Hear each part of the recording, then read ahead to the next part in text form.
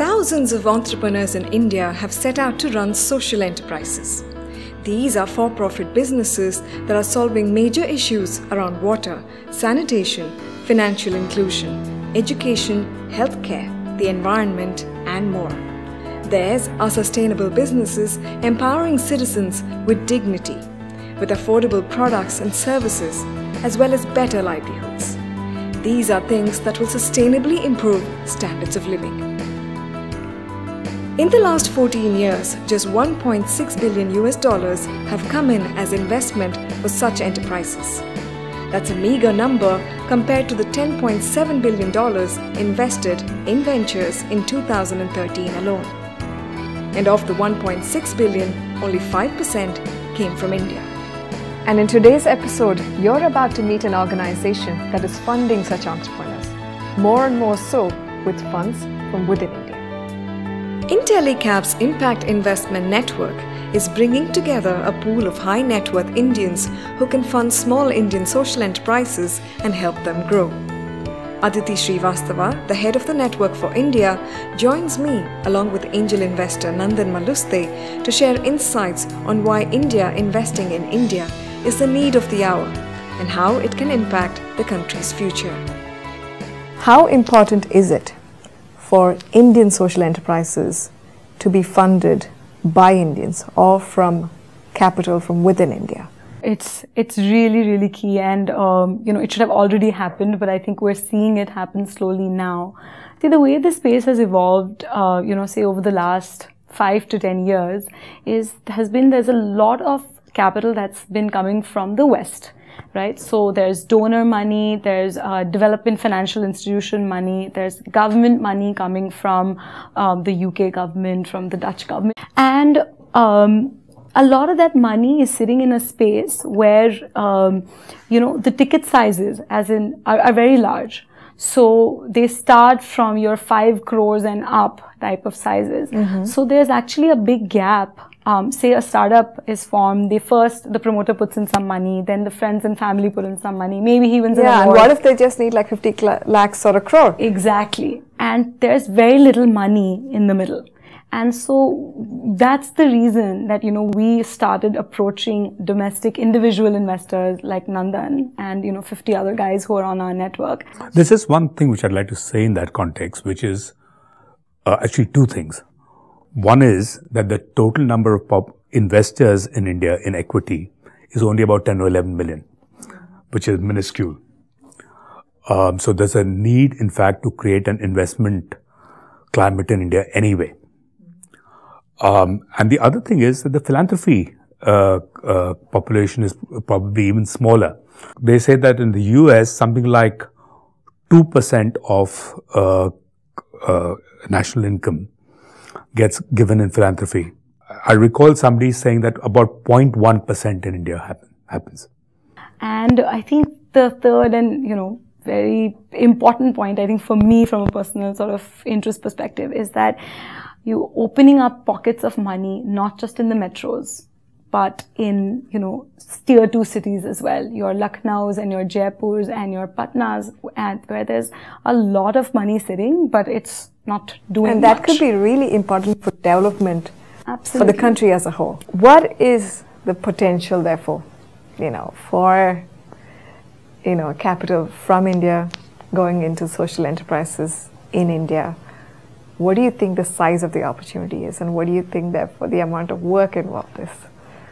Currently, most Indians invest in land and gold. Some of that went into productive investments, including social enterprise. We could basically say that the pool is infinite.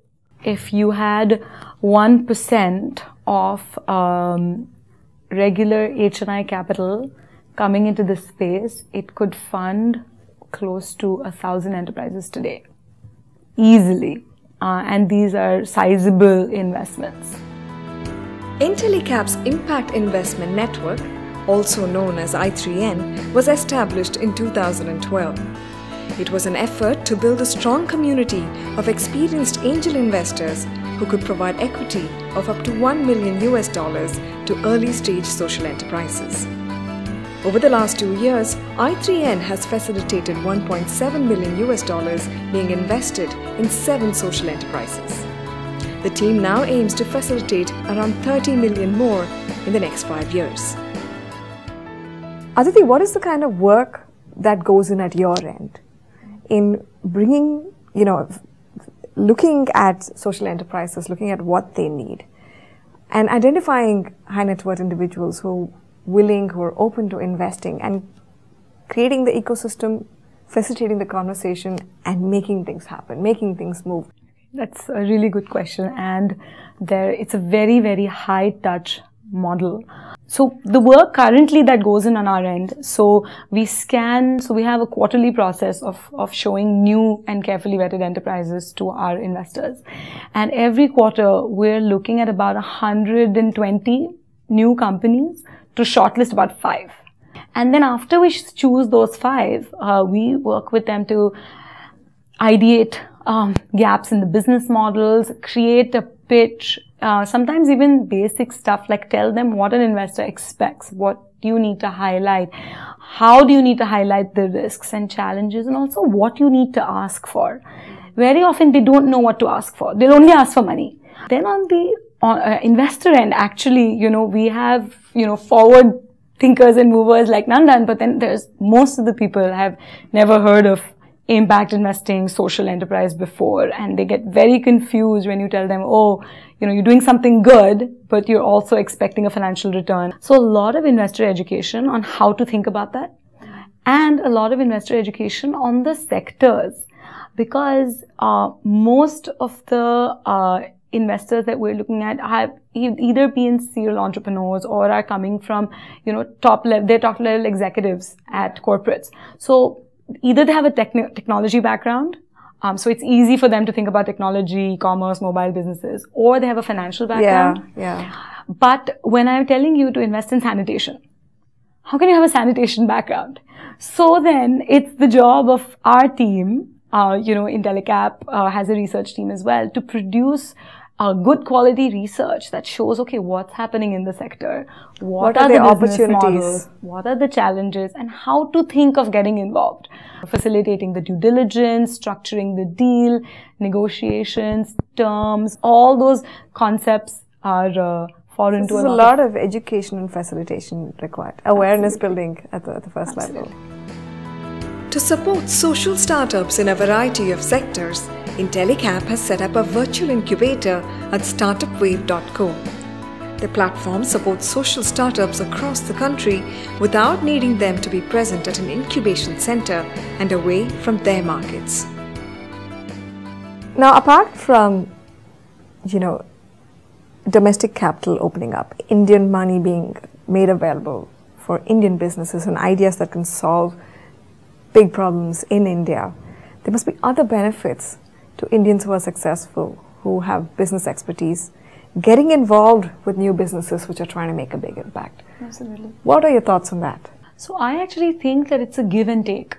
So the HNIs or business houses or family offices or corporates that are investing in social enterprises actually have a lot to take back. But of course, the benefits to the enterprises themselves of having Indians invest are huge because of the local expertise, because of the contextual investing.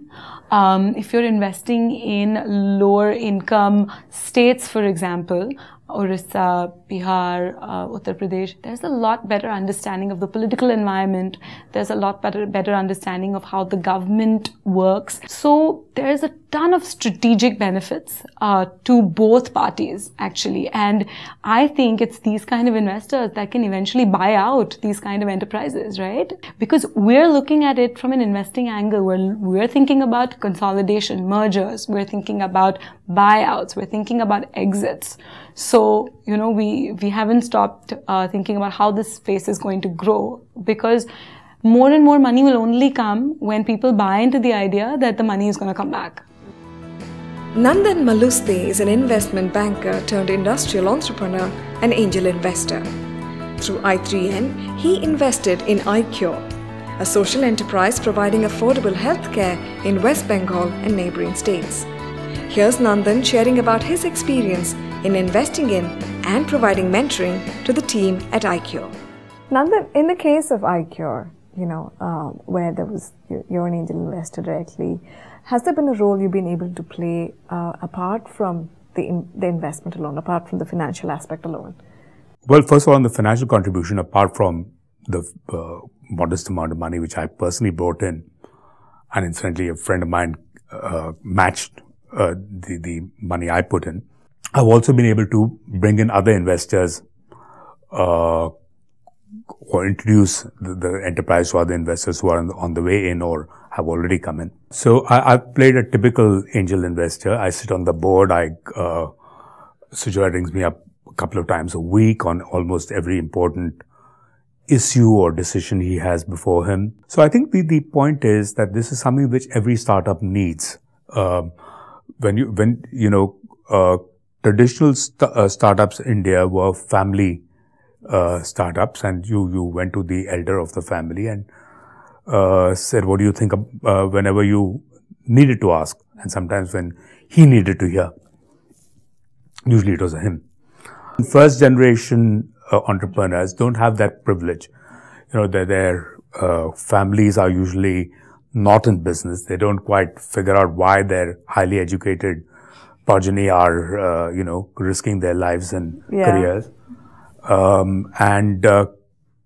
Especially this element of uncertainty about income, uncertainty about what's going to happen out of decisions, important decisions that you make, etc., are things that many middle-class professionals are uncomfortable with.